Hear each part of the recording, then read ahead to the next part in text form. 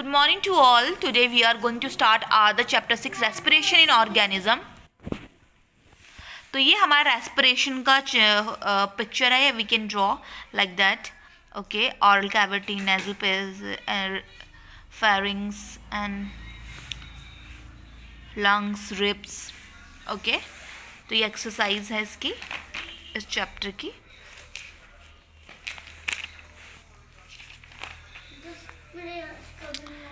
देखो ये कुछ इंपॉर्टेंट क्वेश्चन है. Name the respiratory organs of the following organism.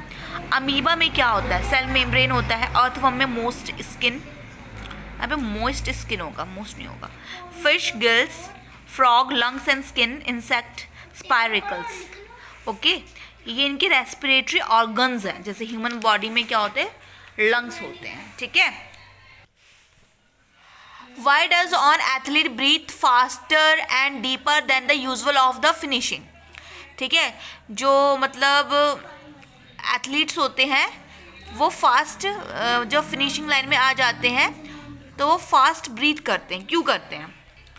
During the run the demand of the energy is high but the supply of oxygen to produce energy limited. Therefore, the anaerobic respiration takes place in the muscle cell to fulfill the demand of energy. After finishing the race, an athlete breathes faster and deeper than the usual. To that, more oxygen is supplied to the cell. ठीक है. जब athlete run करता है उस समय क्या होती है? एथलीट को हाई एनर्जी की डिमांड होती है. ठीक है. तो उस वक्त क्या होता है? जब हाई एनर्जी की डिमांड होती है तो हमारी बॉडी में लिमिटेड एनर्जी होती है. तो हाई एनर्जी को पाने के लिए, अचीव करने के लिए क्या होता है? कौन सा रेस्पिरेशन आता है? Anaerobic respiration. ठीक है.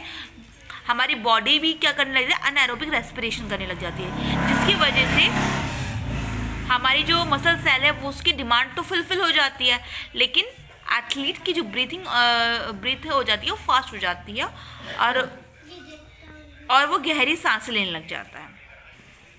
List the similarities and difference between the anaerobic and aerobic respiration. Similarity in both the aerobic and anaerobic respiration, food is broken down to release the energy. Both takes place inside the cell. Both produce bio products. दोनों bio products बनाते हैं, दोनों inside the cell होते हैं और दोनों में during the respiration जो फूड है वो ब्रेक डाउन होता है और उससे एनर्जी रिलीज होती है. Differences: aerobic respiration and aerobic respiration. It takes place in the presence of oxygen. ये ऑक्सीजन के प्रेजेंस में होता है और ये एब्सेंस में होता है. ठीक है. तो energy is release in high amount. इसमें हाई अमाउंट में एनर्जी रिलीज होती है एरोबिक में. इसमें रिलीज होती है लेसर अमाउंट में. ठीक है. It is a slow process. Slow होती है लेकिन हाई रिलीज होती है एनर्जी. ठीक है. और ये फास्ट प्रोसेस, जल्दी होती है. ठीक है. Example animal and plants, and इसमें एग्जाम्पल्स होता है human cells, yeast and bacteria etcetera. Okay. Next question है, why do we often sneeze when we inhale a lot of dust laden air. Means अगर जब हम डस्ट वगैरह inhale कर लेते हैं, सांस में हमारे सांस के थ्रू चली जाती है तो हमें छींक आ जाती है.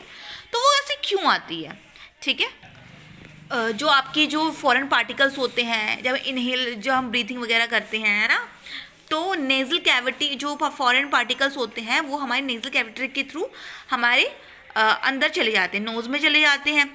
तो वहाँ पे जो उसमें इरिटेशन होने लग जाती है, जो कैविटी है ना उसमें इरिटेशन हो जाती है, जिस वजह से स्नीजिंग आ जाती है. जो उसमें लाइनिंग होती है ना, तो वहाँ पे क्या इरिटेशन स्टार्ट हो जाती है, जिसकी वजह से स्नीज कर देते हैं. ठीक है. एक हमारा क्वेश्चन था, take the 3 test tube, fill a 3/4 of each with water. Label them A, B and C. Keeps snail and plant, both of which the test tube would have the highest concentration of carbon dioxide. Let's see. Test tube A will have the highest concentration. Test जो tube A है उसमें higher concentration रहेगा of CO2 का, because snail will take in oxygen and gives out CO2. क्योंकि जो snail उसके अंदर होगा टेस्ट ट्यूब A के, वो ऑक्सीजन को तो ले लेगा ऑक्सीजन का यूज़ कर लेगा और क्या रिलीज करेगा, कार्बन डाइऑक्साइड रिलीज करेगा. In the test tube B and C the carbon dioxide will be utilized by the water plant for synthesize food and the hence there will be the less concentration of CO2 in these. तो सी और B और सी में क्या है, CO2 कम था, वो utilise हो चुका था प्लांट के थ्रू, ठीक है.